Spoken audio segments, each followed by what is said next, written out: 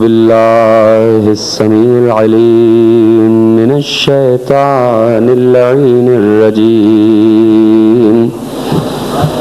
بسم الله الرحمن الرحيم.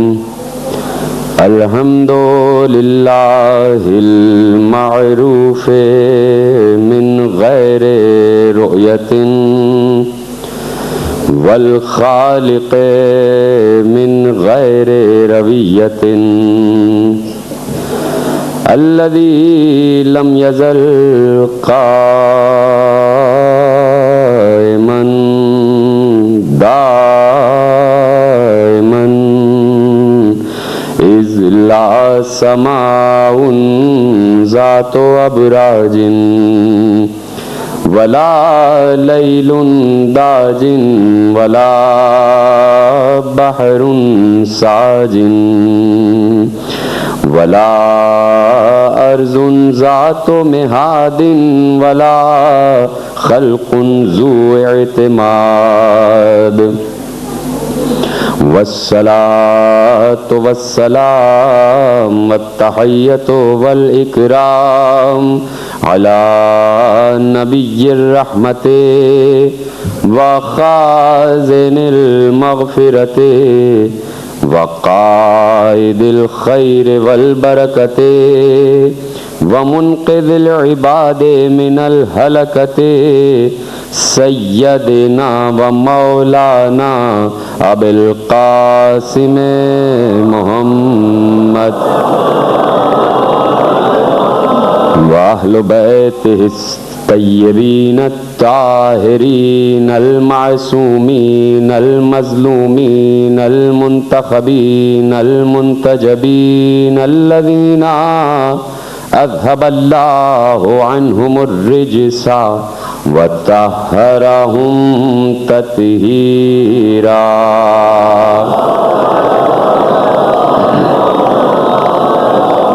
أما بعد فقد قال الله سبحانه وتعالى في محكم كتابه المجيد وفرقانه الحميد وقوله الحق. بسم الله الرحمن الرحيم. ما تشاؤون الا ان يشاء الله. صلوات پڑھ دیجیے محمد و آل محمد پر.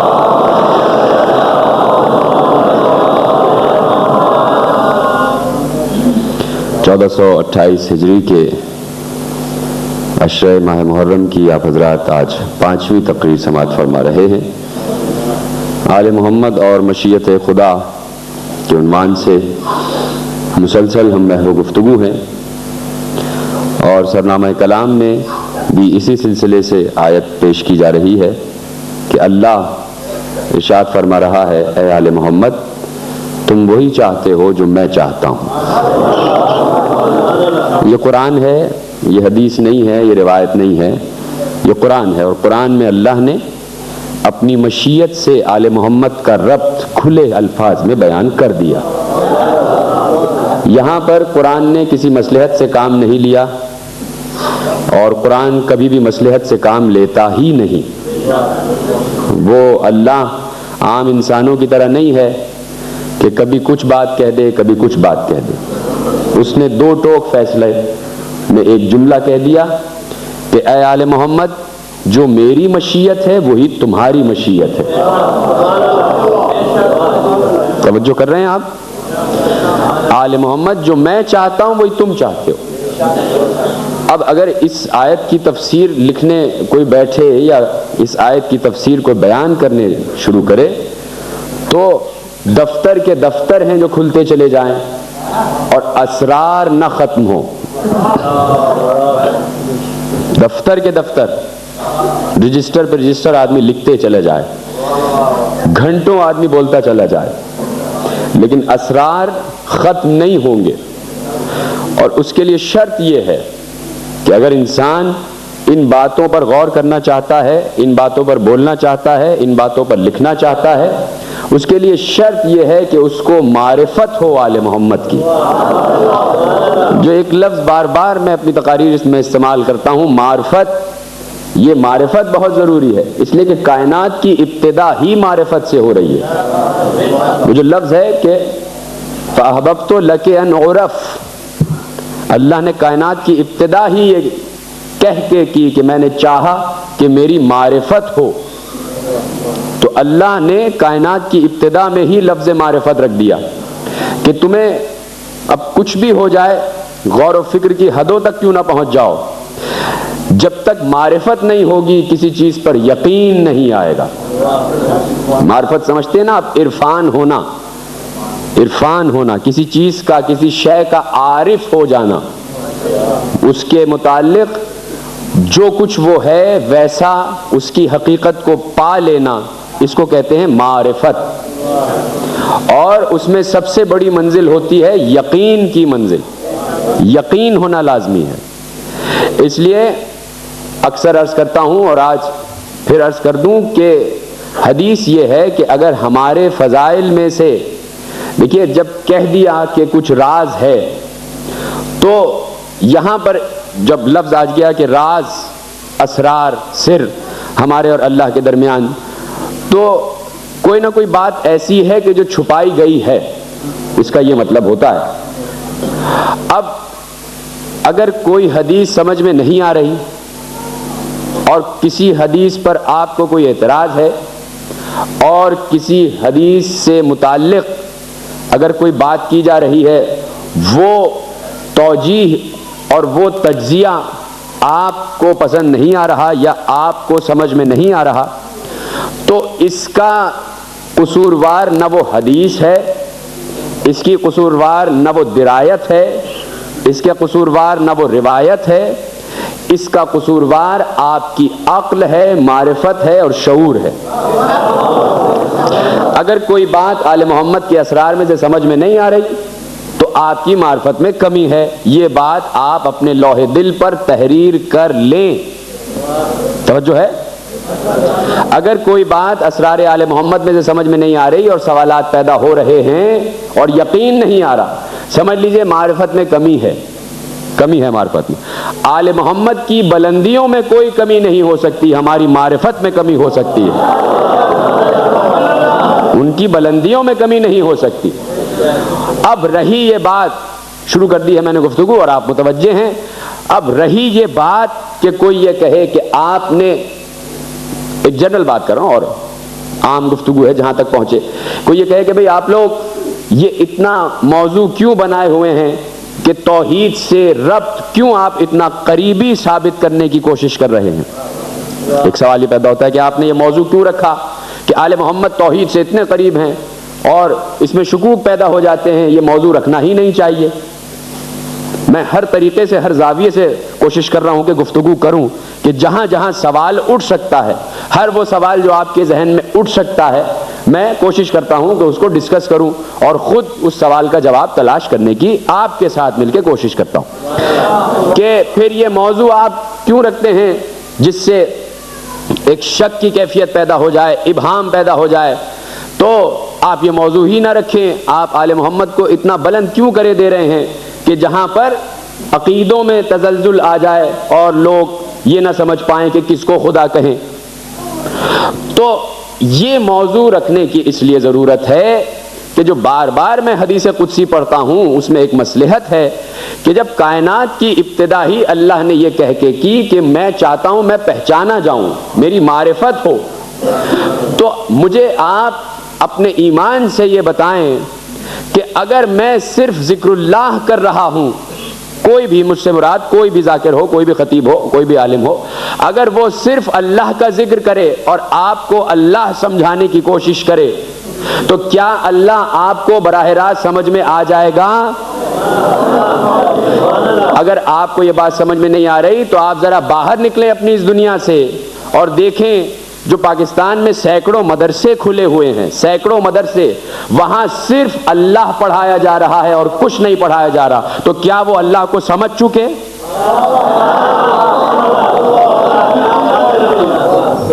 غور کریں ذرا اس بات پر کہ سینکڑوں جو مدرسے کھلے ہوئے ہیں ان کی بنیاد ہی یا اللہ ہے، ان کی بنیاد ہی ذکر اللہ ہے، ان کی بنیاد صرف اللہ ہے، صرف، اور وہ کسی پر گفتگو نہیں کر رہے. تو کیا پورے پاکستان میں سب عارف باللہ ہو گئے ہیں؟ اور اگر آپ یہ کہتے ہیں کہ ہاں وہ سب معرفت رکھتے ہیں اللہ کی، مدرسوں میں اللہ پڑھایا جا رہا ہے اور وہ اللہ کی معرفت رکھتے ہیں، تو ہم آپ سے یہ گزارش کریں گے کہ جب اللہ سمجھنا ہو تو آپ وہاں چلے جایا کریں۔ ہماری مجبوری یہ ہے کہ ہمیں اللہ جب تک سمجھ میں نہیں آتا کہ جب تک ہم ان کو نہ سمجھ لیں جنہوں نے اللہ کو سمجھا ہوا ہے۔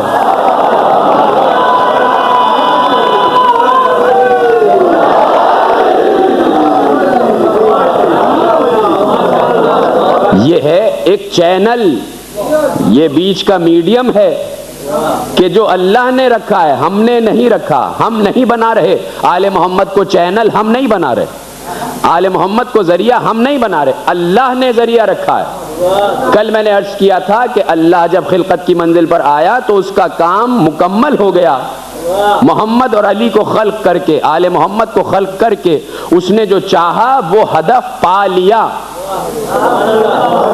یہ ناممکن ہے کہ اللہ کسی شے کو کسی مقصد کے لیے خلق کرے اللہ، اور اس مقصد کو اس خلقت کے بعد اس مقصد کو نہ پا سکے۔ یہ ہو ہی نہیں سکتا کہ اللہ کوئی کام کرنا چاہے اور وہ نامکمل رہ جائے۔ جب اللہ نے اپنی معرفت کے لیے پیدا کیا تو معرفت ہو گئی، جب اس نے اپنی معرفت کے لیے نور محمد تخلیق کیا تو اس کی معرفت ہو گئی، معرفت ہو گئی۔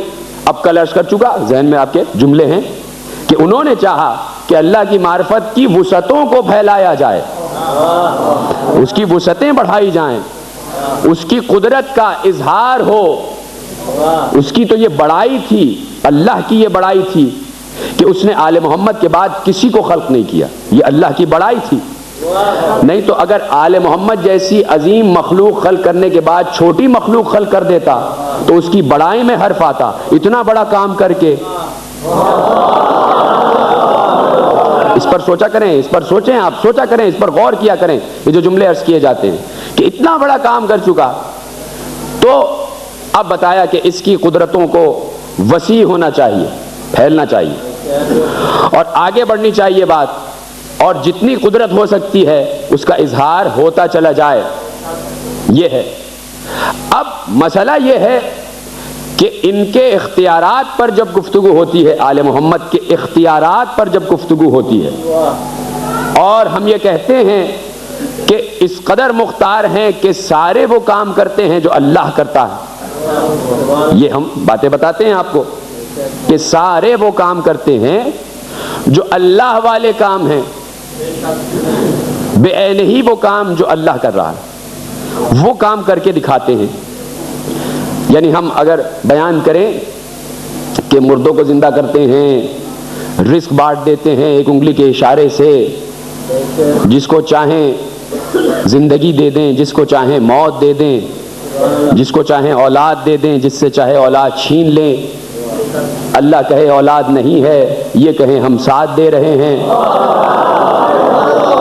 یہ جو باتیں ہیں اس پر بھی غور کرنے کی ضرورت ہے۔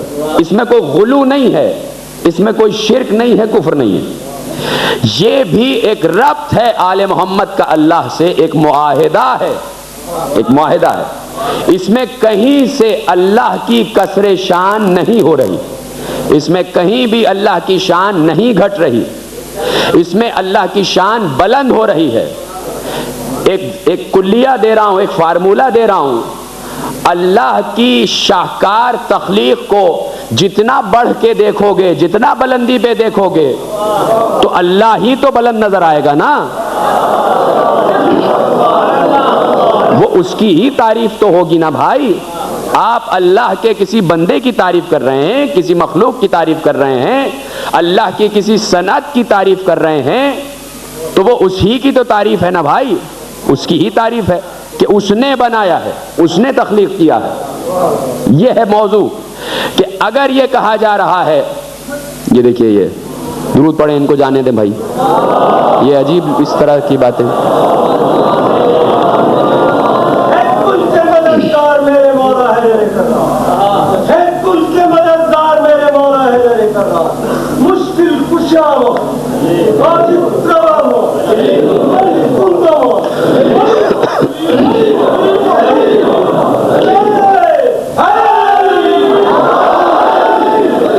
لیے میں آپ کو ایک مثال دے کے واضح کروں کہ ایسا کیوں ضروری ہے، ایسا کیوں ضروری ہے۔ شاید کسی منزل پر میں نے یہ بات کہی تھی تو آج اس کو واضح کروں کہ کہا جاتا ہے کہ آپ آل محمد کو اتنا بڑھا دیتے ہیں کہ اللہ نظر آنے لگ جاتے ہیں، حالانکہ میں بارہا کہہ چکا ہوں کہ ہم نے کبھی ایسی کوشش ہی نہیں کی، اور اگر ہم ایسا کرنا چاہیں تو ہمیں کوشش کرنے کی ضرورت ہی نہیں ہے۔ یعنی ہم ایک پورا عشرہ رکھیں اور اس میں اتنی محنتیں کریں اور کتابوں سے باتیں نکالیں، آل محمد کی احادیث نکالیں، پروردگار کی حدیث قدسی نکالیں اور علماء کی روایتیں نکالیں، علماء کی درایتیں نکالیں، اس پر گفتگو نکالیں کہ یہ بات ہے، یہ اسرار ہیں اور یہ عالمین ہیں اور یہ تمام مقتدائے خلق ہیں، یہ سب باتیں کرنے کی ضرورت کیا، اتنی محنت کرنے کی کیا ضرورت ہے؟ سیدھا سیدھا ہم کہتے ہیں کہ بھائی ہم مانتے ہیں آل محمد اللہ ہیں، ختم بات ہے نا۔ آل محمد کو اور علی کو اللہ کہہ دینے میں کوئی پرابلم، کوئی پریشانی نہیں ہے، بس ایک جملہ کہنا ہے، ایک جملہ کہنا جو شہباز قلندر نے کہہ دیا تھا کہ علی اللہ از ازل گفتم۔ کیا اس نے کوئی دلیل دی؟ شہباز قلندر نے کیا کوئی اشرے پڑھے تھے یہ ثابت کرنے کے لیے؟ اس نے کہا علی اللہ از ازل گفتم، ازل سے کہہ رہا ہوں علی اللہ، اس نے کہہ دیا۔ اب بھائی ہم تو نہیں کہہ رہے، اب وہ کیا کہہ رہا ہے لوگ نہیں سمجھے، وہ علیحدہ بات ہے کہ شہباز قلندر کا عقیدہ کیا ہے لوگ نہیں سمجھے، لوگ سمجھے کہ وہ علی کو اللہ کہہ رہا، ایسا نہیں ہے۔ اس نے یہ نہیں کہا کہ علی اللہ، حالانکہ روضے پہ ان کے مزار پہ لکھا ہوا ہے بڑا بڑا علی اللہ لکھا ہوا ہے، وہ کہہ رہے ہیں علی اللہ از ازل گفتم۔ وہ کہتے ہیں کہ جب انسان معرفت کی راہوں پر جد و جہد کر کے، سختیاں اٹھا کے، مصیبتیں اٹھا کے، کڑی منزلوں کو طے کرتا ہوا جب معرفت کی پہلی منزل پر پہنچتا ہے، توجہ کیجئے گا، جب انسان کٹھن راستوں سے ہوتا ہوا گزرتا ہوا معرفت کی پہلی منزل پر پہنچتا ہے تو اللہ اس کی طرف متوجہ ہو جاتا ہے اور پھر یہ کہتا ہے کہ اب تک تو نے بڑے کٹھن راستے اختیار کیے ہیں، اب تک بڑی مصیبتیں سہی ہیں، اتنی مصیبتیں سہ کے معرفت کی پہلی منزل پر تو آ گیا، اب تیرا انعام یہ ہے کہ میں تجھے اب زمین پہ چلنے نہیں دوں گا، تجھے پر عطا کروں گا تاکہ تو پرواز کرے معرفت کی منزلوں پر۔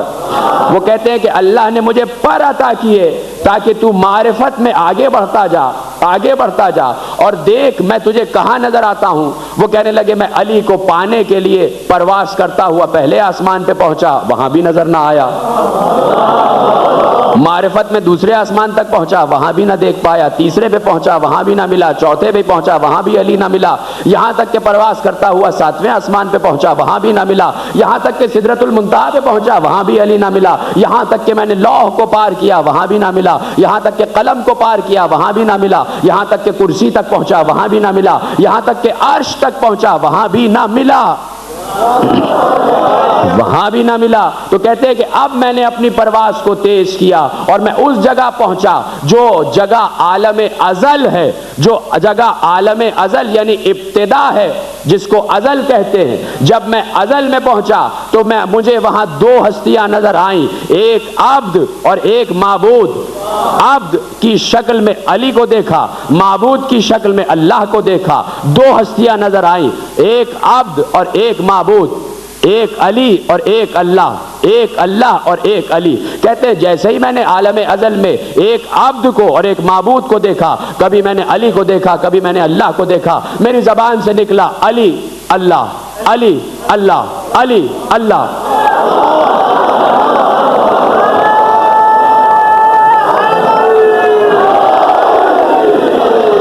اس نے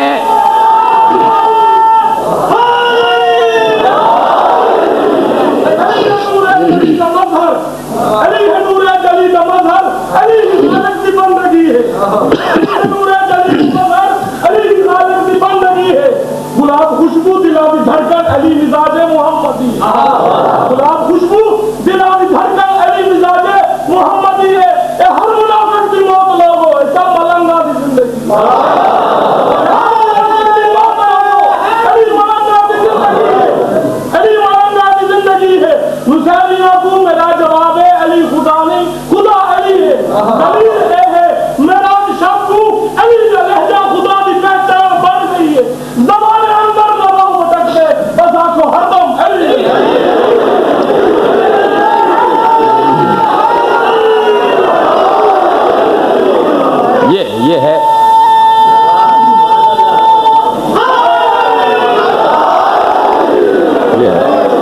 اس کو کہتے ہیں معرفت کا ماحول جس میں آپ ڈوبے ہوئے ہیں اس وقت. وہ کہتا ہے کہ میں یہ نہیں کہہ رہا کہ علی اللہ ہے, میں تو وہاں جا کر بس میرا ورد ہو گیا علی اللہ علی اللہ. اب وہ کہتا ہے میں نے ازل میں جب میں پہنچا تو ازل گفتم علی اللہ. دو نام لے رہا ہے وہ, تو لوگوں نے کہا وہ شاید علی کو اللہ کہہ رہا ہے. ایسا نہیں ہے, ایسا نہیں ہے, علی کو اللہ نہیں کہہ رہا. وہ کہہ رہا ہے میں نے تو ازل میں دو ہستیاں دیکھی, علی اور اللہ. بیان کر چکا, اس کی دلیل پہلے دے چکا میں کہ اللہ جب سے الہ ہے, جب سے وہ ہے تب سے لائق عبادت ہے, اور جب سے وہ لائق عبادت ہے کسی نہ کسی عابد کا ہونا ضروری ہے, کسی نہ کسی عابد کا ہونا ضروری ہے. تو ہم کہہ رہے ہیں کہ عبد اور معبود, عبد اور معبود. تو جب معرفت میں آگے بڑھتے جاؤ گے تو پھر وہ قرب نظر آئے گا. اور جو میں کہہ رہا ہوں کہ جب یہ کہا جاتا ہے, سمجھنے کی بات ہے تاکہ پیغام راسخ طور پر پہنچ جائے آپ لوگوں کے اذہان تک, کہ جب یہ کہا جاتا ہے کہ بھائی اتنے معجزات, اتنے تصرفات, اتنے اختیارات, تو وہ ضروری ہے یہ سب کرنا. آل محمد کے لیے اللہ والے اختیارات دکھانا ضروری تھا. اب کیا ہے یہ نہیں معلوم, لیکن جس وقت وہ تھے اس وقت ان کو اللہ والی باتیں کر کے دکھانا ضروری تھا. اس لیے کہ پیغمبر اس معاشرے میں آئے تھے کہ جو جاہلیت میں ڈوبا ہوا معاشرہ تھا. توجہ سے سنیے گا, اگر پہنچ جائیں تو تھوڑا سا رک کے میرے ساتھ پہنچیے گا اگر مجھ سے پہلے پہنچ رہے ہوں, کیونکہ میں نے آج دیکھا ہے کہ ذرا سا آپ آگے بڑھ رہے ہیں اس طرح کا آپ نے اس وقت. تو جس ماحول میں پیغمبر تشریف لائے وہ عرب کا جاہلیت کا معاشرہ تھا, وہ جاہلیت میں ڈوبے ہوئے تھے. اس قدر جہالت تھی کہ علم کا عین بھی نہیں جانتے تھے, اور دیگر باتیں تو دوسری طرف ان کے ذہنوں میں یہ بات بھی نہیں بیٹھ رہی تھی. وہ یہ سمجھتے تھے اور ان کا ذہن ان کو یہ بتلاتا تھا کہ جتنے لوگ ہیں اتنے خدا ہونے چاہیے. یہ ان کا ایک ذہن میں تھا. انہوں نے کہا کم از کم یہ تو ہو کہ جتنے قبائل ہیں اتنے خدا ہوں. یہ ایک ماحول تھا کہ جتنے قبائل ہیں اتنے خدا ہونے چاہیے. یعنی ان کے ذہن میں یہ بات نہیں بیٹھ رہی تھی کہ اگر کوئی ایک احد ہے, واحد اللہ ہے, تو ایک احد کروڑوں انسانوں کو کیسے چلا سکتا ہے, کروڑوں انسانوں کی انسانیت کو کیسے آگے بڑھا سکتا ہے. لاکھوں مسائل ہیں, لاکھوں پریشانیاں ہیں, لاکھوں گھبراہٹیں ہیں, ایک واحد ذات ان تمام مسائل کو کیسے حل کر سکتی ہے. ان کے ذہن میں یہ بات آتی ہی نہیں تھی. تو انہوں نے کہا نہیں, ایسا ہوگا کہ ہر قبیلے کا ایک خدا ہونا چاہیے. ہر قبیلہ اپنے خدا کے پاس جائے, اپنے خدا سے مسائل ڈسکس کرے, اس سے کہے ہمارے مسئلے حل کرو, وہ کرے گا. پیغمبر اس معاشرے میں آئے کہ جہاں ایک خدا کا تصور علم کی انتہائی ترقی کی بات تھی. انتہائی ترقی کی بات تھی کہ پیغمبر یہ کہیں کہ اللہ واحد احد ہے. یعنی انتہائی جاہلیت کے معاشرے میں پیغمبر یہ بتانے آ رہے ہیں انتہائی ترقی کی بات.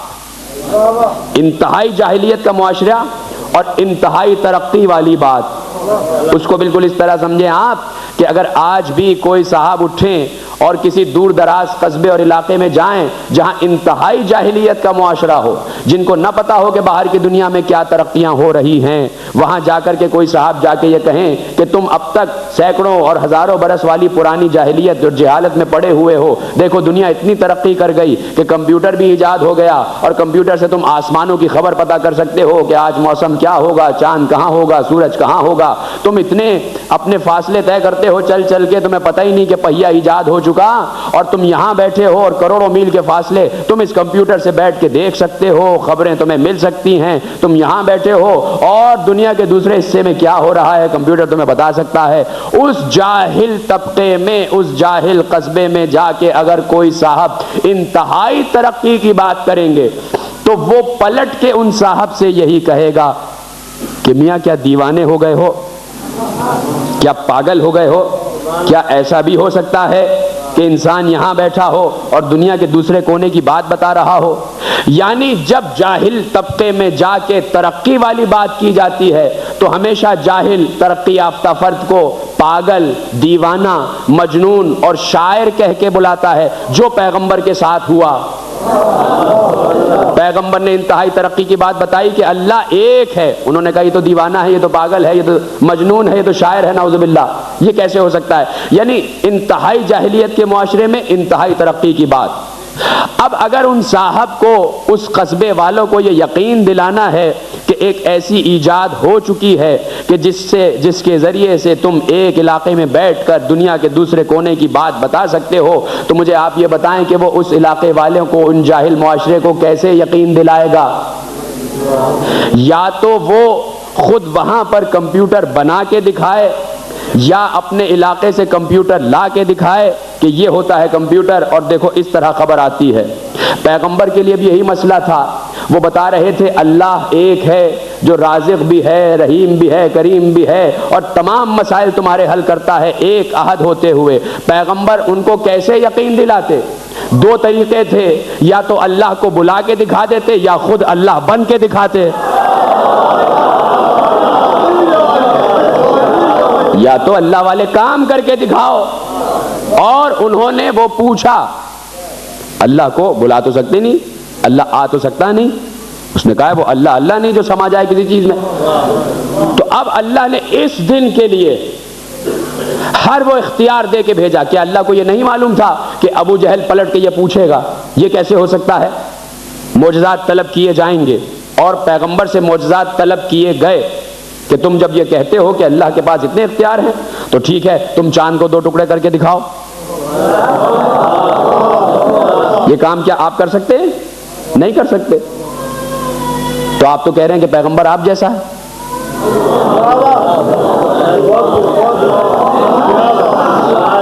جب آپ کہہ رہے ہیں پیغمبر آپ جیسا ہے، تو پیغمبر نے تو چاند کو 2 ٹکڑے کیا تھا، آپ بھی کر دو۔ اب یہاں پر آیا فرق کہ اس کا مطلب ہے کہ پیغمبر کو اللہ نے اپنا والا کام، اپنے والی خصوصیات، اپنے والے معجزات دے کے بھیجا تھا کہ جو میرا اختیار ہو سکتا ہے وہ آج سے تمہارا اختیار ہے۔ اب جیسا جیسا تم سے طلب کیا جائے تم کر کے بتانا، پلٹ کے مجھ سے پوچھنے کی ضرورت نہیں ہے، مجھ سے پوچھنا نہیں ہے بار بار۔ تمہیں اختیار دے دیا، چاند کو 2 ٹکڑے کر دینا، سورج پلٹانا ہے تمہارا اختیار ہے، ستارے کو دروازے پہ بلانا ہے تمہارا اختیار ہے، اور ستارہ دروازے پہ ہی اچھا لگتا ہے۔ ستارے کا مقدر ہی ہے کہ وہ دروازے پہ رہے، باہر اندر نہ آئے، ہے نا، وہیں رہے۔ اور اگر یہ چاہیں کہ درخت اڑتا ہوا ہے یہ بھی تمہارا اختیار ہے، یا اگر چاہیں کہ کنکر بولنے لگے تمہارا اختیار، سب کچھ دے دیا۔ یہاں پر وہ منزل ہے کہ اگر یہ کہا جائے کہ آل محمد ہر وہ کام کرتے ہیں تو یہ اللہ کی طرف سے عطا ہوا ہے، اللہ کی طرف سے عطا ہوا ہے جو کچھ بھی ہے۔ اور اگر آپ کو یقین نہیں آتا ان باتوں پر، تو جب جانا سامرے اور جب وقت کے امام کے لیے زیارت کرنے کے لیے سرداب مقدس کی طرف جاتے ہو تو سرداب مبارک پہ جانے سے پہلے اذن دخول پڑھا جاتا ہے، اس میں ایک جملہ پڑھا جاتا ہے۔ یہ تو میں نے اپنی مثال دی، اپنی طرف سے مثال دی، لیکن اب میں وہ جملہ آپ کے سامنے عرض کر دوں جو خود مولا نے اپنے لیے کہا ہے کہ جیسے ہی میری بارگاہ میں آنا تو دروازے پہ کھڑے ہو کے یہ جملہ ضرور کہہ دینا کہ الحمدللہ الذی منا علینا بحکام یقونون مقامہ لو کان حاضرا۔ اللہ کی حمد کرتے ہوئے کہنا الحمدللہ الذی من علینا بحکام یقومون مقامہ لو کان حاضرا۔ اللہ کی حمد ہے کہ اس نے ہمیں ایسے حکام عطا فرمائے ہیں جو اس کی موجودگی میں اس کے مقام پر بیٹھے ہوئے ہیں۔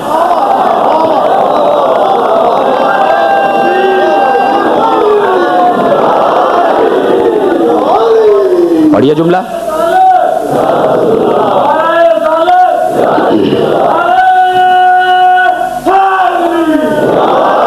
پڑھیے جا کے جملہ پڑھیے، لو کان حاضرن۔ اللہ کا احسان ہے کہ اس نے ہمیں وہ حکام عطا فرمائے ہیں، وہ رہبر عطا فرمائے ہیں، وہ ہادی عطا فرمائے ہیں جو اللہ کی موجودگی میں اس کے مقام پر ہیں۔ یقومون مقامہ، اس کے مقام پر قائم ہیں، لو کان حاضرن، جبکہ وہ موجود ہے، اس کے مقام پر ہے۔ اللہ کے وہ حکام کہ جن کو اللہ نے یہ اذن دیا ہے کہ میں ہوں لیکن اس کے باوجود تمہیں وہ کام کر لو، وہ کام کرنے ہیں جو میں کر رہا ہوں، اور اس میں اللہ کا اذن موجود ہے۔ اس لیے اللہ ہر صفت دے دیتا ہے، ہر منصب دے دیتا ہے، اور پیغمبر اس منصب کا اظہار کرتے ہیں۔ جب علی خندق میں جانے لگے، اب دیکھو کس طرح منصب کا اظہار ہوتا ہے اور کس طرح پیغمبر تشریح کرتے ہیں اور کس طرح علی تشریح کرتے ہیں، دونوں ایک دوسرے کی تشریح کر کے بتاتے ہیں کہ ہم کس مقام پر ہیں۔ جیسے ہی علی خندق کے لیے جانے لگے عمر ابن عبد ود سے جنگ کرنے کے لیے، تو پیغمبر نے ایک حدیث دی، مشہور و معروف حدیث، کہ یہ جا رہا ہے ایمان کل کفر کے مقابلے میں، برز الایمان کلہ الی الکفر کلہ، یہ جا رہا ہے ایمان کل کفر کل کے مقابلے میں۔ پیغمبر ارشاد فرما رہے، کس کے لیے؟ علی کے لیے۔ میں آپ سے عرض کروں کہ اس وقت پورے عقیدے کی بنیاد جو ہے دنیا میں جتنا بھی عقیدہ ہے، اس کی بنیاد کو کہا جاتا ہے ایمان۔ ایمان اسلام سے بڑی چیز ہے، اسلام چھوٹا ہے، ایمان بڑا ہے۔ یہی باتیں تو سمجھنا ہے آپ کو۔ وقالت الاعراب آمنا قل لم تؤمنوا ولکن قولوا اسلمنا ولما يدخل الایمان فی قلوبکم۔ اے رسول، یہ عرب کے بدو آپ کے پاس آ کے کہتے ہیں کہ ہم ایمان لے آئے، ان سے کہو تم یہ نہ کہو کہ تم ایمان لے آئے، بلکہ یہ کہو کہ تم اسلام لے آئے۔ ایمان تو تمہارے دلوں سے چھو کے بھی نہیں گزرا۔ اس کا مطلب ہے کہ جو سامنے والا آ رہا ہے وہ مسلمان ہے، کلمہ پڑھ کے آ رہا ہے، اور وہ آ کے یہ کہہ رہا ہے کہ میں ایمان لے آیا۔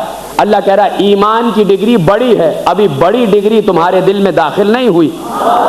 ابھی تم یہ کہو کہ تم مسلمان ہو، صاحب اسلام ہو، تو ایمان بڑا ہوتا ہے، اسلام چھوٹا ہوتا ہے۔ اور ایمان عقیدے کی تمام تر بنیادوں کو کہتے ہیں ایمان، اور پیغمبر کہہ رہے ہیں یہ جا رہا ہے کل کا کل ایمان۔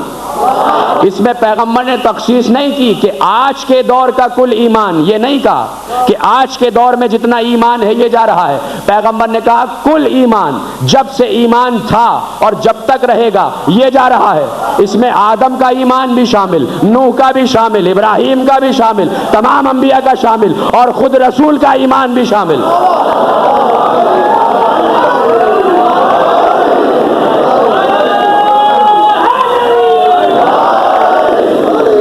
اب یہ علی کی صورت میں ایمان چلا علی کی صورت میں۔ پیغمبر نے کہا یہ جا رہا ایمان۔ کون جا رہا تھا؟ علی۔ پیغمبر کہہ رہے ہیں یہ ایمان ہے۔ گویا پیغمبر بتا رہے ہیں، یہیں سے پتہ چلتا ہے کہ ناموں میں کچھ نہیں رکھا، یہیں سے پتہ چلتا ہے۔ پیغمبر بتا رہے ہیں جا رہا ہے علی، پیغمبر کہہ رہے ہیں ایمان۔ پیغمبر بتا رہے ہیں کہ آج کے بعد سے علی کو ایمان کہو یا ایمان کو علی کہو، بات ایک ہی ہے۔ یا علی کو ایمان کہو یا ایمان کو علی، بات ایک ہے، یہ علی جا رہا۔ اب آج سے علی کا نام ایمان، آج سے علی کا نام ایمان، یہ ایمان جا رہا۔ قرآن کہہ رہا ہے یا ایھا الذین آمنوا، اے صاحبان ایمان تقوی اختیار کرو، اے صاحبان ایمان اللہ کی نماز پڑھو، اے ایمان والو اللہ کا روزہ رکھو، اے ایمان والو اللہ کی زکوٰۃ دو، اے ایمان والو اللہ کی طرف رخ اختیار کرو، اے ایمان والو اللہ کے کعبے کی طرف رخ اختیار کرو، اے ایمان والو اپنے چہرے اللہ کی طرف کر لو۔ یہ ایمان والو ہے کون؟ اگر آج کے بعد سے، خندق کے بعد سے، اگر اس جملے کی تشریح یوں کر دی جائے، جہاں جہاں لفظ آیا ہے اے ایمان والو، اگر کہہ دیا جائے اے علی والو،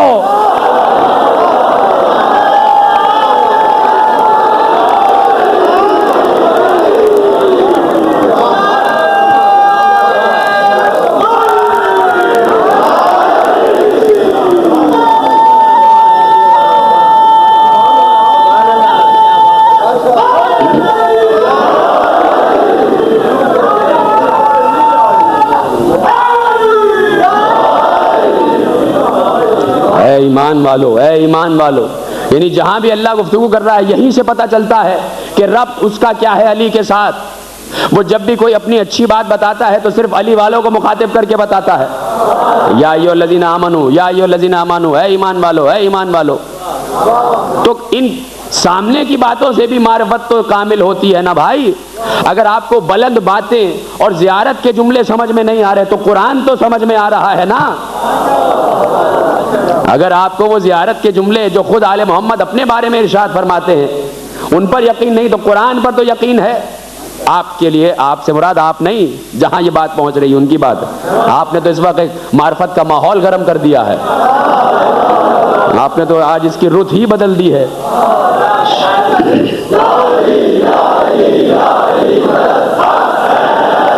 دنیا والوں کو بتا رہا ہوں اور ان کو جن کو یقین نہیں ہے مرتبہ آل محمد پر، کہ اگر ان کو خود آل محمد کے اپنے شان میں کہے ہوئے جملے سمجھ میں نہیں آ رہے تو کم از کم اللہ کی آیتیں تو سمجھ میں آ رہی ہیں. اللہ کی آیتیں تو سمجھ میں آ رہی ہیں. ایمان علی، ایمان علی. اب بات آ گئی تو عرض کر دوں. سورہ حجرات میں ارشاد فرمایا وَلَكِنَّ حَبَّبَ إِلَيْكُمُ الْإِيمَانَ وَزَيَّنَهُ فِي قُلُوبِكُمْ، اور اللہ نے تمہارے دلوں میں ایمان کی محبت پیدا کر دی ہے. سورہ حجرات وَحَبَّبَ إِلَيْكُمُ الْإِيمَانَ، اور تمہارے لیے اللہ نے ایمان کی محبت پیدا کر دی ہے. وَزَيَّنَهُ فِي قُلُوبِكُمْ، اور اللہ نے اس محبت سے تمہارے دلوں کو زینت دی ہے. ایمان سے ایمان کی محبت تمہارے دل میں پیدا کی اور اس ایمان سے تمہارے دلوں کو زینت دی. وَكَرَّهَ إِلَيْكُمُ الْكُفْرَ وَالْفُسُوقَ وَالْعِصْيَانَ أُولَئِكَ هُمُ الرَّاشِدُونَ، اللہ نے تمہارے دلوں میں محبت پیدا کی ایمان کی اور تمہارے دلوں کو زینت دی ایمان سے، اور تمہارے دلوں میں نفرت پیدا کر دی کفر سے، فسوق سے، عصیان سے. ایمان سے محبت پیدا کی اور کفر سے، فسوق سے، عصیان سے نفرت پیدا کی. اگر تمہیں کفر، فسوق اور عصیان سمجھ میں نہیں آ رہا کہ یہ تین خصوصیات کون سی ہیں تو اللہ نے اگلی آیت میں بتایا کہ میں نے تمہارے دلوں میں نفرت پیدا کر دی کفر سے، فسق سے، عصیان سے. یہ کفر، فسق، عصیان کون سا ہے؟ اللہ نے کہا اولئک هم الراشدون، یہی تمہارے راشدین تھے.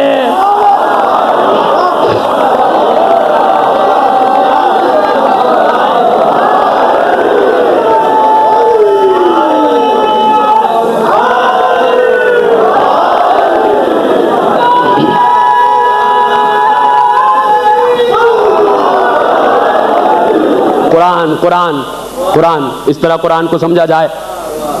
اگر حدیثیں سمجھ میں نہیں آ رہی تو قرآن تو سامنے ہے نا بھائی.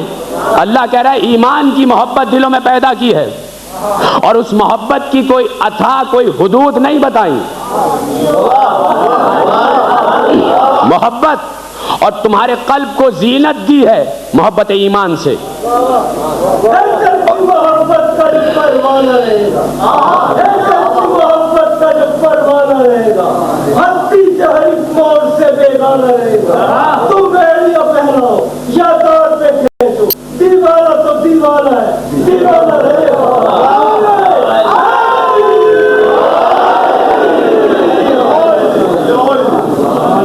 تمہارے دلوں میں ایمان کی محبت پیدا کی اور تمہارے دلوں کے لیے ہم نے یہ بات واجب قرار دے دی. قرآن اگر کچھ کہہ رہا ہے تو واجب کی منزل پر ہوگا. خدا کی قسم جو اللہ بات کہہ رہا ہے، اللہ کہہ رہا ہے ہم نے تمہارے دلوں میں ایمان کی محبت پیدا کی ہے. محبت کس کی پیدا کی؟ ایک کی. اور کراہت، نفرت، دوری کس کی پیدا کی؟ تین سے: کفر، فسق، عصیان. یہ قرآن کہہ رہا ہے. قرآن کہہ رہا ہے سورہ حجرات جا کے پڑھیے گا اٹھا کے. وَكَرَّهَ إِلَيْكُمُ الْكُفْرَ وَالْفُسُوقَ وَالْعِصْيَانَ أُولَئِكَ هُمُ الرَّاشِدُونَ، یہی تینوں تمہارے راشدین تھے. انہی کو راشدون کہتے تھے، انہی کو راشدین کہتے تھے. ترجمہ کرنے والوں نے ترجمے دیگر کیے ہیں لیکن میں وہ ترجمہ کیوں کروں جو سب کر رہے ہیں. اولئک هم الراشدون سیدھا سادہ صاف ترجمہ ہے، لغت کے اعتبار سے ترجمہ ہے. یہی تمہارے راشدین تھے، یہی تمہارے راشدین تھے. راشدین تمہارے کون کون سے تھے؟ اللہ کہہ رہا ہے کفر، فسق، عصیان. کفر تو آپ کو پتا ہے کفر کیا ہوتا ہے؟ انکار کر دینا. کس کا؟ اللہ کا. کسی بھی حقیقت کے انکار کر دینے کو کہتے ہیں کفر. اور فسق، علل اعلان گناہ کرنا فسق، اپنے گناہ کا اعلان کر دینا فسق. کیا بتاؤں، کیا تشریح کرنی پڑے گی؟ کفر انکار کر دینا. کفر کیا؟ انکار کر دینا. انکار کر دینا. پہلی چیز کیا رکھی؟ کفر، یعنی انکار کر دینا. فدق تمہارا حق نہیں ہے، انکار.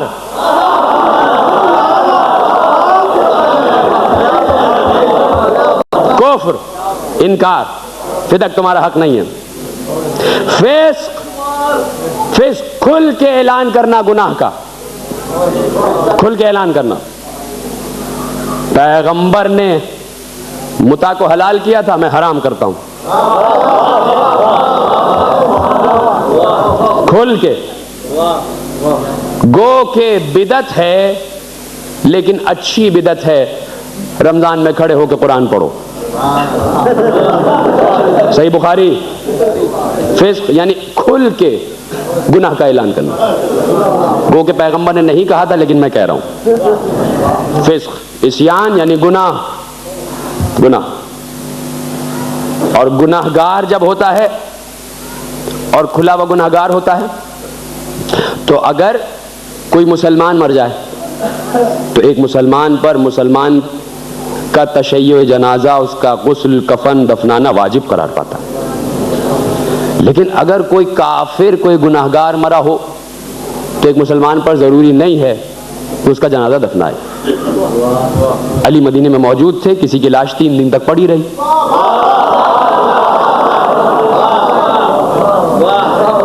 کہا 3 سے کفر، فسق، عصیان، ان تینوں کے لیے تمہارے دلوں میں نفرت پیدا کر دی.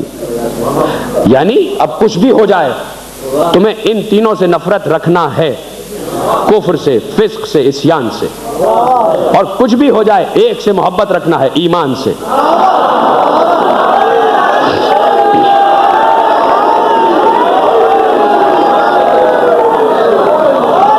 ایک سے محبت رکھنا ہے.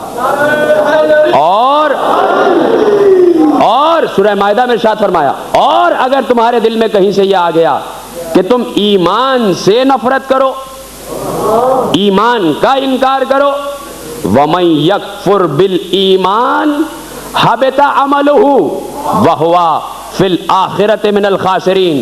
اور جس نے بھی ایمان کا انکار کیا اس کے تمام اعمال حبط کر لیے جائیں گے. جس نے بھی ایمان کا انکار کیا اس کے تمام اعمال رد، جو کچھ بھی کیا ہوگا. یہاں پر یہ تخصیص نہیں ہے کہ ان اعمال میں کیا عبادتیں شامل ہیں یا نہیں. بھائی 2 ہی چیزیں تو ہیں، عقیدہ اور عمل.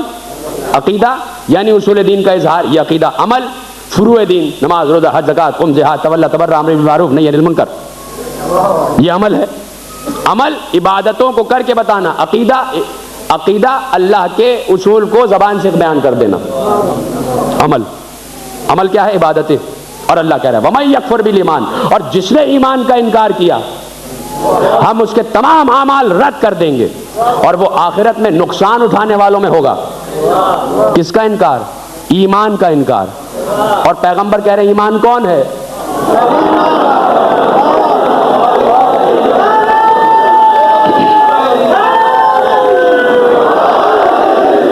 جس نے علی کا انکار کیا اس کے تمام اعمال حبط کر لیے جائیں گے، رد کر دیے جائیں گے، ختم، جیسے کیے ہی نہیں. حبط کا مطلب حبطہ، حبط کا مطلب یہ کہ جیسے کوئی عمل کیا ہی نہیں. نامہ اعمال وائٹ واش، کچھ بھی نہیں، یعنی کچھ تم نے کیا ہی نہیں اگر ایمان کا انکار کر دیا، اگر علی کا انکار کر دیا. جناب والا اس میں کوئی تخصیص نہیں ہے کہ مسلمانوں سے خطاب ہے یا کافروں سے خطاب ہے. مسلمانوں سے بھی خطاب ہے اور ان سے بھی خطاب ہے جو ایمان کا نام لے رہے ہیں اور ایمان کے فضائل پر یقین نہیں رکھتے. نہیں، اگر یقین نہیں ہے اس کا کیا مطلب ہے؟ وَمَن يَكْفُرْ بِالْإِيمَانِ، جس نے انکار کیا ایمان کا، یعنی اگر کوئی بات بیان کی گئی ایسا ہے ایک وقت میں 70 جگہ تھے، جس نے انکار کیا گویا ایمان کا انکار کیا، اور جس نے ایمان کا انکار کیا اس کے عمل ضبط، اس کے عمل رد کر دیے جائیں گے اس کے عمل۔ یہ اللہ کہہ رہا، میں نہیں کہہ رہا بھائی، میں نہیں کہہ رہا، اللہ کہہ رہا۔ اللہ اپنا ربط بتا رہا ہے کہ میں جب ایک منزلت پر آ جاؤں بیان کرنے کی تو ہر وہ چیز جو میں اپنے لیے کہتا اس کے لیے کہہ رہا ہوں جس کا میرے ساتھ ربط خاص ہے۔ ہونا تو یہ چاہیے تھا کہ اللہ کہتا کہ جو میرا انکار کرے گا میں اس کے تمام اعمال حبط کر دوں گا، میں سب سے بڑا ہوں، لیکن اللہ نے اپنی تمام خصوصیت اور اپنا یہ حکم علی کی طرف منتقل کیا کہ میں نے میزان کسوٹی پرکھ ایمان کی اپنے کو تو بنایا ہی نہیں، علی ہے کسوٹی، تو جو اس کا انکار کرے گا وہ اس نے میرا انکار کیا۔ یہ ہے قرآن سے ثابت کیا ہے کہ ربط کیا ہے۔ اگر آپ کو سمجھ میں نہیں آیا حدیثوں سے، قرآن سے ثابت ہے کہ اللہ ان کے ہر عمل کو اپنا عمل کہتا ہے، ان کے ہر خواہش کو اپنی خواہش کہتا ہے، کہتا ہے جو یہ چاہتے ہیں وہ میں چاہتا ہوں، جو میں چاہتا ہوں وہ یہ چاہتے ہیں، جو میں کرتا ہوں وہ یہ کرتے ہیں، جو یہ کرتے ہیں وہ میں کرتا ہوں۔ اس نے قرآن میں سورہ اعراف میں کہا وَإِذْ أَخَذَ بَنِي آدَمَ وَإِذْ أَخَذَ رَبُّكَ مِن بَنِي آدَمَ مِن ظُهُورِهِمْ ذُرِّيَّتَهُمْ، اور وہ وقت یاد کرو کہ جب تمہارے رب نے آدم کی پشت سے ذریت کو نکالا اور ان کے نفوس سے وعدہ لیا الستو بربکم، کہ کیا میں تمہارا رب نہیں ہوں؟ توجہ، وہ وقت یاد کرو جب تمہارے رب نے ربک، جب تمہارے رب نے من بنی آدم من ذریتہم من ظہورہم ذریتہم، جب پشت سے آدم کی ذریت کو نکالا، پوری ایک تفصیل بیان کریں گے کہ کیا تھا، اور اس کے بعد ان کے نفوس پر ان کو گواہ بنایا اور پوچھا الستو بربکم، کیا میں تمہارا رب نہیں ہوں؟ یہ سورہ اعراف کی آیت ہے، جا کے آپ پڑھیے گا، خود بھی دیکھ لیجئے گا، کیا میں تمہارا رب نہیں ہوں، الستو بربکم والی آیت مشہور، یہ آیت آ گئی۔ تمہارے رب لفظ استعمال ہوا ہے، تمہارے رب نے، یہ لفظ استعمال ہوا۔ میں کوئی نتیجہ دینے نہیں جا رہا، میں آپ کو تقابل کر کے بتا رہا ہوں۔ اللہ نے کہا تمہارے رب نے آدم کی پشت سے ذروں کی صورت میں روحوں کو نکالا اور اس کے بعد ان سے پوچھا کیا میں تمہارا رب نہیں ہوں، الستو بربکم، یہ اللہ کی آیت ہے۔ علی سے اس آیت کی تفسیر پوچھی تو علی نے کہا انا آخذ العہد علی الارواح فی الازل وانا المنادی لہم الستو بربکم بامر اللہ۔ تم مجھ سے تفسیر پوچھنا ہے تو سن لو، میں نے آدم کی پشت سے روحوں کو نکالا اور میں نے پوچھا الستو بربکم، کیا میں تمہارا رب نہیں ہوں؟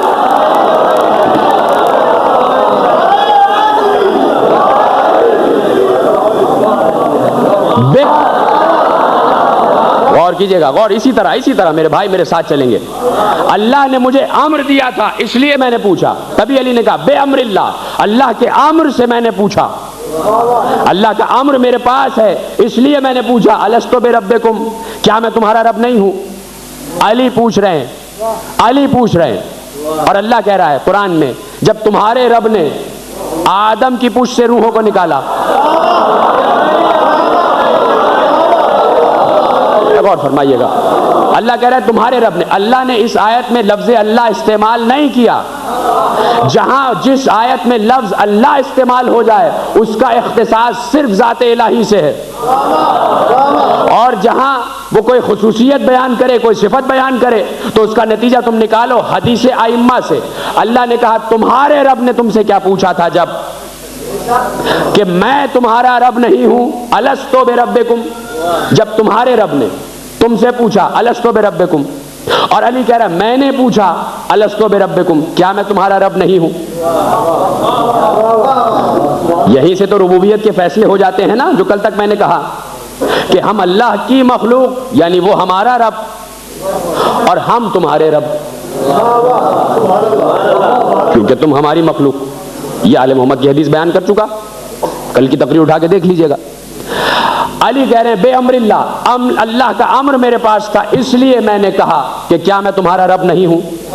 اس کا مطلب ہے, توجہ, اس کا مطلب ہے جب کسی کے پاس امر اللہ آ جائے تو وہ اللہ کی صفت ربوبیت کو اپنی طرف منتقل کر سکتا ہے. جب کوئی امر کا مالک ہو تو وہ رب کہا جا سکتا ہے, کہلایا جا سکتا ہے. اللہ نے کہا بے امر اللہ, میں نے کہا کہ کیا میں تمہارا رب نہیں ہوں. لفظ الستو بربکم ہے. علی نے یہ نہیں کہا کہ کیا وہ تمہارا رب نہیں ہے. جناب غور کریں, علی نے کہا کہ میں نے یہی پوچھا, الستو, کیا میں بربکم تمہارا رب نہیں ہوں. اگر کوئی ربط ہوتا, کوئی دوری ہوتی تو کہتے کیا وہ تمہارا رب نہیں ہے.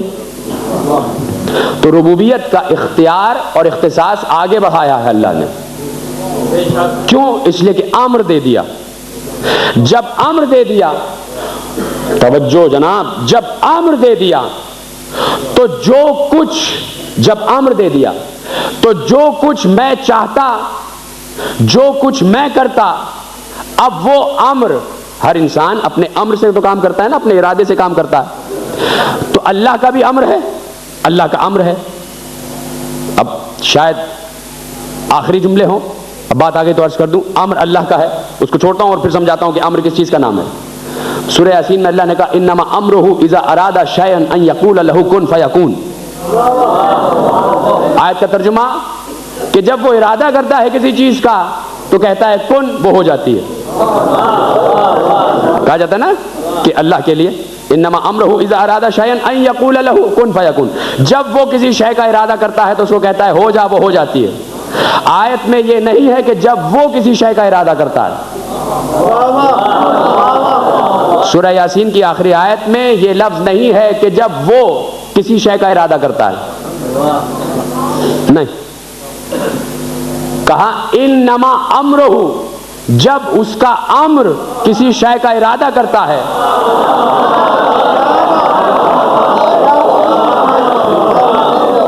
تو وہ امر جو ہے, جب اس کا امر کسی شے کا ارادہ کرتا ہے تو اس کا امر اس شے سے کہتا ہے ہو جا, تو وہ ہو جاتی ہے.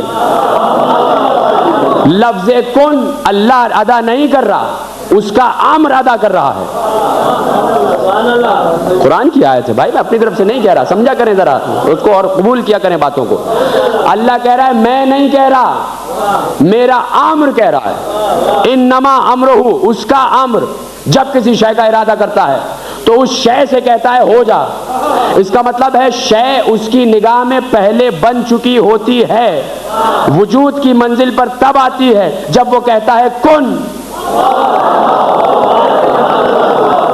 کیا کروں, میرے پاس وقت بڑا کم ہے, اگلے ذاکر کو بھی آنا ہے اور آپ بہت مشکلات پیدا کر رہے ہیں. اللہ نے کہا کہ میرا امر کہتا ہے کن, میں نہیں کہتا, میرا امر کہتا ہے. خود کیوں نہیں کہتا؟ ہر بات اصل میں سمجھانی پڑ جاتی ہے اس لیے مشکل ہو جاتی ہے. خود کیوں نہیں کہتا, یہ سوال آپ کے ذہن میں آیا ہوگا. خود کیوں نہیں کہتا؟ اس لیے کہ خود زبان نہیں رکھتا.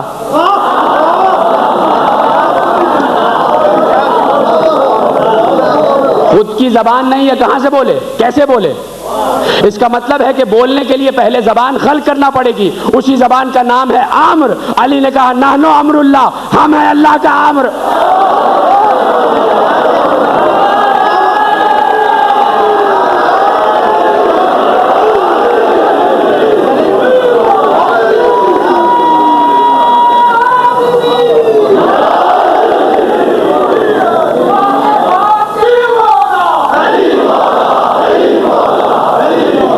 جب اس کا امر کوئی چیز زبان سے نکال دے تو اس کو دوام حاصل ہو جاتا ہے, پھر اس شے کو کوئی ختم نہیں کر سکتا. جب امر کی زبان سے کوئی لفظ ادا ہو جائے تو اس کو بقا عطا ہو جاتی ہے. بقا, پھر وہ لفظ چلتا ہے, اس لفظ کو کوئی ختم نہیں کرتا. اسی لیے اقبال نے کہا تھا کہ یہ کائنات ابھی ناتمام ہے شاید, کہ آ رہی ہے دمادم صدائے کن فیکون. کن نکلا ہے لفظ زبان امر سے, تو اب کن چلے گا قیامت تک. یعنی امر کی زبان سے جو لفظ ادا ہو جائے اس کو باقی رہنا ہوتا ہے حشر تک. اسی لیے حسین نے اپنے دور کے امر علی اکبر سے کہا تم صبح عاشور کہو اشہد ان محمد رسول اللہ. تو اب امر کی زبان سے اذان ادا ہوئی تو قیامت تک کوئی اذان کو ختم نہیں کر سکتا, قیامت تک اذان چلے گی. اس لیے کہ حجت الہی کے بیٹے عمرو کے بیٹے نے کہا ہے اشہد ان لا الہ الا اللہ. حسین نے اسی لیے کہا علی اکبر تم اذان دو, اس لیے کہ تم امر اللہ کی شبیہ ہو, تم رسول کی شبیہ ہو. اسی لیے لائے تھے کربلا میں علی اکبر کو کہ کبھی سوانے اٹھا کے پڑھو کہ علی اکبر سے محبتوں کا کیا عالم تھا پورے گھر کو.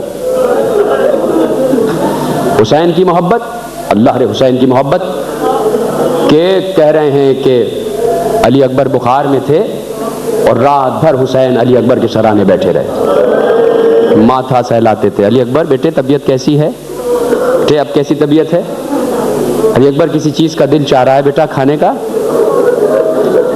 گرمی کے زمانے سخت, کہا بابا انگور کھانے کا دل چاہ رہا ہے. امر اللہ بابا انگور کھانے کا دل چاہ رہا ہے. رابی کہتا ہے انگور کا موسم نہیں تھا, لیکن حسین کو اتنی محبت تھی علی اکبر سے کہ بیٹے نے فرمائش کی ہے, فرمائش تو کرتا ہی نہیں بیٹا, آج فرمائش کی ہے تو کیسے رد کر دیں. تو رابی کہتا ہے میں نے دیکھا ایک ستون کی طرف ہاتھ مارا, جیسے ہی ستون پہ ہاتھ مارا اب جب ہاتھ واپس آیا تو انگور کا خوشہ حسین کے ہاتھ میں تھا. یہ ہوتا ہے امر اللہ کا امر, جس چیز سے چاہے اپنا اختیار وصول کر لے, اپنا خراج وصول کر لے. بیٹا یہ لو علی اکبر نے, یہ حسین کی محبت, یہ حسین کی محبت. اور فاطمہ صغریٰ کی محبت کہ جب علی اکبر جانے لگے تو وعدہ کر کے گئے کہ بہن لینے آئیں گے, تمہیں لینے آئیں گے. لپٹ گئی فاطمہ صغریٰ علی اکبر سے لپٹ گئی تھی کہ بھیا تمہیں جانے نہیں دوں گی. کیا تم یہ سمجھ سکتے ہو کہ تمہارے جانے کے بعد میں زندہ رہ جاؤں گی. ایک مرتبہ علی اکبر نے اپنی بہن کو اپنے سینے سے لگایا, فاطمہ صغریٰ کے سر پہ ہاتھ رکھ کے اپنے سینے سے لگا لیا. فاطمہ صغریٰ پریشان نہ ہو, رو نہیں, میں آؤں گا بہن, میں تمہیں لینے آؤں گا, میں لینے آؤں گا. فاطمہ صغریٰ کو اطمینان ہو گیا کہ بھیا نے کہا ہے تو آئیں گے. اب فاطمہ صغریٰ ہیں اور علی اکبر کا انتظار ہے. فضا بھی چلی گئیں, سب چلے گئے. اب جناب ام سلمہ ہیں اور فاطمہ صغریٰ ہیں. ام سلمہ کہتی ہیں کہ میں دیکھتی تھی کہ روز جیسے ہی دن ڈھلنے لگتا تھا فاطمہ صغریٰ اپنے گھر کے دروازے پہ آ کے بیٹھ جاتی تھی اور چوکھٹ پہ بیٹھ کے پردے کو ہاتھ سے پکڑ کے آواز دیتی تھی بھیا علی اکبر کب آؤ گے, بھیا تم مجھے لینے کب آؤ گے. روز بھیا کو آواز دیتی. ایک دن ایک قاصد گزر رہا تھا, کہا قاصد گزر رہا ہے, تو فاطمہ صغریٰ نے کہا نانی ذرا اس قاصد کو روکیے, یہ قاصد وہیں جا رہا ہے جہاں میرے بھیا ہیں, تو میں اگر خط دے دوں ایک تو میرا خط میرے بابا کی بارگاہ تک پہنچ جائے. فاطمہ صغریٰ نے خط لکھا, بیمار نے کانپتے ہاتھوں سے خط لکھا کہ یہ خط ہے ایک بیمار کا, اس کے مسیحا بابا کے نام. بابا آپ پر فاطمہ صغریٰ کا سلام, بابا آپ بہت اطمینان سے ہوں گے اس لیے کہ سکینہ آپ کے پاس ہیں, علی اصغر آپ کے پاس ہیں, علی اکبر آپ کے پاس ہیں, چچا عباس بھی آپ کے ساتھ ہیں, پورا گھرانہ آپ کے ساتھ ہے. بابا آپ کو کیا پریشانی ہوگی. بابا ذرا میرا حال پوچھئے جہاں میں تنہا ہوں, اور بابا جب میں ایک ایک حجرے پہ نظر کرتی ہوں تو میرا دل کٹ کے رہ جاتا ہے. اور بابا مجھے شکوہ ہے اپنے بھیا علی اکبر سے, بھیا نے کہا تھا مجھے لینے آئیں گے اور میں روز دروازے پہ بیٹھ جاتی ہوں. ذرا بھیا سے کہیے گا کیا اب نہیں آئے تو اس وقت آئیں گے جب فاطمہ صغریٰ کی قبر بن چکی ہوگی. بابا بھیا سے کہیے گا کہ کب آئیں گے لینے. یہ فاطمہ صغریٰ کی محبت. اور زینب کی محبت کا کون اندازہ کرے, ام لیلہ کی محبت کا کون اندازہ کرے. وقت ہوگا تو کبھی انشاءاللہ گفتگو کریں گے کہ جب چلتے چلتے دن آ گیا اور عاشور کا دن گزرنے لگا, ایک ایک لاش آتی رہی, انصار کے لاشیں حسین اٹھا کے لاتے رہے, اپنے اقربا کے لاشیں اٹھا کے لاتے رہے, عباس کے کٹے ہوئے شانے بھی اٹھا چکے, عباس کا لاشا فرات پہ چھوڑ چکے، ہاتھ میں شانے لے کے دوسرے ہاتھ میں علم لے کے خیمے میں آ چکے، قاسم کی پامال لاش بھی لا چکے، اور محمد کے لاشیں بھی آ چکے، سب کے لاشیں آ چکے، اب تنہا حسین ہیں اور علی اکبر۔ ایک مرتبہ علی اکبر نے کہا بابا اب تو جانے کی اجازت دے دیجئے۔ کہا علی اکبر تمہیں کیسے جانے دوں، تمہیں دیکھتا ہوں تو نانا کی یاد آ جاتی ہے، تم نانا کی شبیہ ہو بیٹا، تمہیں کیسے جانے دوں۔ کہا علی اکبر نے بابا یہ کیسے ہو سکتا ہے کہ میرے ہوتے ہوئے آپ چلے جائیں، بابا آپ کو میرے حق کی قسم مجھے جانے دیجیے۔ کہا علی اکبر اب جانا ہی چاہتے ہو تو اچھا پہلے پالنے والی پھوپھی سے تو اجازت لے لو، تیاری ہے نا تمہاری، رونے کے لیے تیاری ہے۔ اور میں کہتا ہوں کہ آج جو میں مصائب پڑھ رہا ہوں وہ جوانوں کے لیے ہیں، جوانوں کو اپنی آہیں بلند کرنا ہے، اس لیے کہ یہ جوان وہ ہیں کہ جن کے لیے رسول نے کہا تھا فاطمہ اللہ ایک ایسی قوم کو خلق کرے گا جس کے جوان علی اکبر پر روئیں گے۔ تو آج تو جوانوں کو اپنا حق ادا کرنا ہے، جوانوں کی آوازیں بلند ہو جائیں، اور وہ بزرگ جو کل جوان تھے وہ اپنی اس جوانی کو یاد کر کے حسین کے جوان پر گریا کریں، وہ حسین کو پرسہ دینے کے لیے گریا کریں۔ حسین نے کہا پالنے والی پھوپھی سے اجازت لے لو۔ ایک مرتبہ علی اکبر نے کہا بابا آپ بھی ساتھ چلیے، پھوپھی اماں سے اجازت لینے کے لیے آپ بھی ساتھ چلیے۔ حسین علی اکبر کے ساتھ چلے، حسین خیمے میں پہنچے، زینب کے ساتھ میں علی اکبر تھے۔ زینب نے جیسے ہی دیکھا کہ حسین علی اکبر کو لے کے آ رہے ہیں فوراً سمجھ گئیں، اور دیکھ کر علی اکبر کو کہا علی اکبر کیا بڑی سفارش لے کے آ گئے، کیا بڑی سفارش لے کے آ گئے۔ اب میں کوئی سفارش رد نہیں کر سکتی، اس لیے کہ میں چاہتی ہوں کہ سب چلے جائیں لیکن میرا بھائی بچ جائے، میرا حسین محفوظ رہ جائے۔ جاؤ علی اکبر، پھوپھی نے اجازت دے دی۔ علی اکبر خوش ہو کے خیمے سے باہر آئے، اپنے گھوڑے عقاب پر بیٹھا ہی چاہتے تھے کہ حسین آگے بڑھے۔ کہاں جا رہے ہو علی اکبر؟ کہا بابا آپ ہی نے تو کہا تھا پھوپھی سے اجازت۔ پھوپھی نے اجازت دے دی۔ کہا پھوپھی نے تو اجازت دے دی، اب جنم دینے والی ماں سے تو اجازت لے لو۔ اجرکم اللہ اجرکم اللہ، اب ذرا ماں سے تو اجازت لو۔ کہا بابا چلیے آپ ساتھ چلیے، ماں سے اجازت دلوائیے۔ کہا زینب مزاج شناس امامت ہے اس لیے میں چلا گیا، اب ماں کو منانا تمہارا کام ہے، میں ماں کا سامنا نہیں کر سکتا، تم جاؤ، تم فصاحت بنی ہاشم کے مالک ہو، جاؤ ماں کو خود مناؤ، ماں سے خود اجازت لو۔ راوی کہتا ہے علی اکبر آئے کپ کپاتے ہوئے قدموں سے، اپنی ماں ام لیلہ کے خیمے میں آئے۔ یہاں بھی مائیں بیٹھی ہیں نا، یہ پیچھے مائیں بیٹھی ہیں، ان کے بھی کڑیل جوان ہوں گے، ان کے بھی 18 برس کے بیٹے ہوں گے۔ اپنے بچوں کو یاد کرنا اور اپنی ممتا کو یاد کرنا اور ام لیلہ کو یاد کرنا۔ علی اکبر داخل ہوئے، جیسے ہی علی اکبر کی خوشبو محسوس کی، ام لیلہ نے آنکھیں اٹھا کے شباب نبی کو دیکھا۔ کہا علی اکبر بیٹا رات کے گئے ہوئے اب آ رہے ہو، ماں رات سے تمہارا انتظار کر رہی ہے، خدا کے لیے میرا ساتھ دینا اور مولا مجھے قوت عطا کرے کہ میں یہ مصائب پڑھ سکوں۔ علی اکبر صبح کے رات کے گئے اب آ رہے ہو۔ علی اکبر نے کچھ کہا نہیں، علی اکبر نے کچھ کہا نہیں۔ ایک مرتبہ علی اکبر آگے بڑھے، آگے بڑھ کے اپنا سر ماں کے قدموں پہ رکھ دیا اور ماں کے ہاتھ اٹھائے، اپنے ہاتھ میں لیے اور بوسہ دیا، ماں کے ہاتھوں کو چوما۔ کہا علی اکبر یہ کیا کرتے ہو؟ کہا اماں ایک سوال پوچھنا ہے آپ سے، ایک سوال پوچھنا۔ کہا پوچھو بیٹا پوچھو۔ کہا اماں جب روز محشر میدان محشر سجا ہوگا اور وہاں میری دادی فاطمہ زہرا آئیں گی تو اماں بی بی ام رباب آگے بڑھیں گی اور کہیں گی میں نے اپنا 6 مہینے کا علی اصغر فاطمہ زہرا آپ کے لال حسین پر سے قربان کر دیا۔ اماں پھوپھی زینب آگے بڑھیں گی اور کہیں گی اے اماں فاطمہ زہرا میں نے آپ کے حسین پر سے اپنے 2 لال اون محمد قربان کر دیے۔ اماں اس دن محشر میں ایک ایک بی بی آگے بڑھے گی اور فاطمہ زہرا کو اپنا ہدیہ پیش کرے گی۔ اماں یہ بتائیے آپ اس دن دادی فاطمہ سے کیا کہیں گی؟ ایک مرتبہ ام لیلہ نے کہا بیٹا میں سمجھ گئی کیا کہنا چاہ رہے ہو، بیٹا جب میدان محشر سجا ہوگا میں فاطمہ زہرا سے کہوں گی اے بی بی فاطمہ میں نے آپ کے لال پر سے اپنا 18 برس کا لال قربان کر دیا۔ جاؤ علی اکبر جاؤ.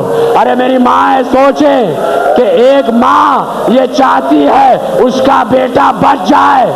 یہ ام لیلا نے 18 برس کے کڑیل جوان کو کیسے اجازت دے دی؟ سلام ہو ام لیلا پر، سلام ہو حسین پر، سلام ہو علی اکبر پر. علی اکبر آگے بڑھے، خیمے سے باہر آئے، گھوڑے پہ بیٹھنے لگے. ایک مرتبہ حسین نے علی اکبر کے ہاتھ پہ ہاتھ رکھا. بیٹا کہاں جاتے ہو؟ کہا بابا پھوپھی نے بھی اجازت دے دی، ماں نے بھی اجازت دے دی.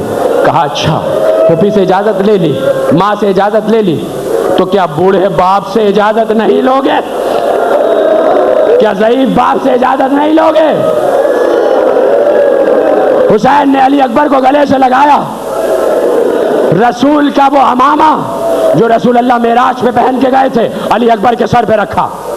رسول کی ابا دوش پر ڈالی، کمر میں پٹکا کسا، علی اکبر کے نیام میں تلوار رکھی اور کہا ہم تمہیں خود سوار کرائیں گے. حسین نے برداشت کر سکنا تو برداشت کر لینا، لیکن تمہاری آوازیں نہ رکے، تمہاری آوازیں نہ رکے. اہل بیت کے ہر فرد میں، چاہے وہ فاطمہ ہو، چاہے رسول ہو، چاہے علی ہو، چاہے حسن ہو، چاہے حسین ہو، سب کو ذکر علی اکبر بہت پسند ہے. اور اس وقت جتنی روحیں آئی ہوئی ہیں وہ یقیناً گریا کر رہی ہیں. اس وقت اولیاء بھی، اوصیاء بھی آئے ہیں، انبیاء بھی آئے ہیں، صوفیاء بھی آئے ہیں. تو شاہ یوسف کہتے ہیں اس کی دیواروں میں یہ تمہارے گونج، آوازیں، گریے، نالے، تمہارے یہ تمام نالے ان آوازوں میں، ان دیواروں میں منضبط ہو جائیں. حسین نے سجایا. اب سن سکنا تو سننا.